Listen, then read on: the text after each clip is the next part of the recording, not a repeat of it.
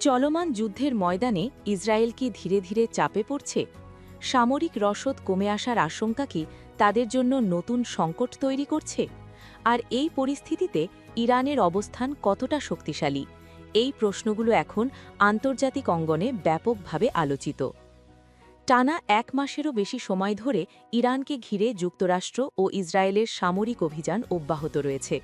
তবে বিশ্লেষকদের মতে এই সংঘাত দ্রুতই দীর্ঘস্থায়ী যুদ্ধে রূপ নিতে পারে, কারণ এখন পর্যন্ত কোনো পক্ষই যুদ্ধবিরতির বিষয়ে সমঝোতায় পৌঁছতে পারেনি। এদিকে ইরান স্পষ্টভাবে জানিয়ে দিয়েছে তারা কয়েক মাস ধরে ধারাবাহিকভাবে ক্ষেপণাস্ত্র ও ড্রোন হামলা চালিয়ে যেতে সক্ষম।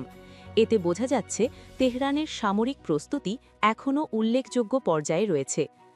যুদ্ধ বিশ্লেষকদের মতে বর্তমান পরিস্থিতিতে কৌশলগত দিক থেকে কিছুটা সুবিধাজনক অবস্থানে রয়েছে ইরান, কারণ তারা তুলনামূলক কম খরচের ড্রোন ও ক্ষেপণাস্ত্র ব্যবহার করে ইসরায়েলের অত্যন্ত ব্যয়বহুল এয়ার ডিফেন্স সিস্টেমকে চাপে ফেলছে। এই লো কস্ট বনাম হাই কস্ট যুদ্ধকৌশল ইসরায়েলের জন্য বড় চ্যালেঞ্জ হয়ে দাঁড়িয়েছে। প্রাক যুদ্ধ হিসাব অনুযায়ী ইরানের কাছে কয়েক হাজার ব্যালিস্টিক মিসাইল মজুদ ছিল। কিছু বিশ্লেষক মনে করেন এই সংখ্যা ৬,০০০-এরও বেশি হতে পারে। খোররাম শহর, গদর ও ইমাদ ধরনের মিসাইলগুলো প্রায় ২,০০০ কিলোমিটার পর্যন্ত আঘাত হানতে সক্ষম, যা ইসরায়েলের জন্য বড় হুমকি। অন্যদিকে শাহেদ ১৩৬ ধরনের কামিকাজে ড্রোন যুদ্ধের ময়দানে গুরুত্বপূর্ণ ভূমিকা রাখছে। এসব ড্রোন কম খরচে তৈরি হলেও দীর্ঘ পাল্লার হামলা চালাতে পারে।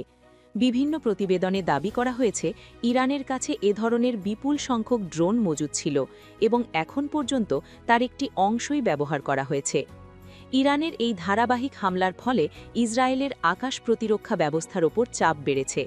জানা গেছে ইসরায়েল এখন তাদের এয়ার ডিফেন্স ব্যবস্থাকে রেশনিং পদ্ধতিতে ব্যবহার করছে, অর্থাৎ সব ধরনের হামলা প্রতিহত না করে কেবল গুরুত্বপূর্ণ লক্ষ্যবস্তুতে আঘাত হানতে পারে এমন ক্ষেপণাস্ত্রই প্রতিরোধ করা হচ্ছে।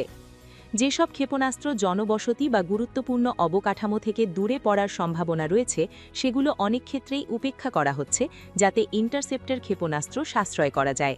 এটি পরিস্থিতির গুরুত্বকেই নির্দেশ করছে। এই অবস্থায় ইসরায়েল এখন অনেকটাই যুক্তরাষ্ট্রের সহায়তার ওপর নির্ভরশীল। ইতোমধ্যে ওয়াশিংটন অতিরিক্ত প্রতিরক্ষা ব্যবস্থা ও ইন্টারসেপ্টর সরবরাহের চেষ্টা চালাচ্ছে। তবে মার্কিন কর্মকর্তারা সতর্ক করেছেন একই সময়ে ইউক্রেন ও মধ্যপ্রাচ্যে সামরিক সহায়তা দিতে গিয়ে তাদের নিজেদের মজুদের ওপরও চাপ তৈরি হচ্ছে। সব মিলিয়ে বর্তমান পরিস্থিতি অত্যন্ত জটিল এবং অনিশ্চিত। একদিকে ইরানের দীর্ঘমেয়াদী আক্রমণ চালানোর সক্ষমতা, অন্যদিকে ইসরায়েলের প্রতিরক্ষা ব্যবস্থার ওপর ক্রমবর্ধমান চাপ। এই সংঘাতকে আরও দীর্ঘায়িত করতে পারে বলে মনে করছেন বিশ্লেষকরা। যুদ্ধের এই উত্তাপ ঠিক কতদিন স্থায়ী হবে তা এখনই নিশ্চিত করে বলা না গেলেও একটি বিষয় স্পষ্ট, মধ্যপ্রাচ্যের পরিস্থিতি দ্রুত স্থিতিশীল হওয়ার সম্ভাবনা আপাতত কম।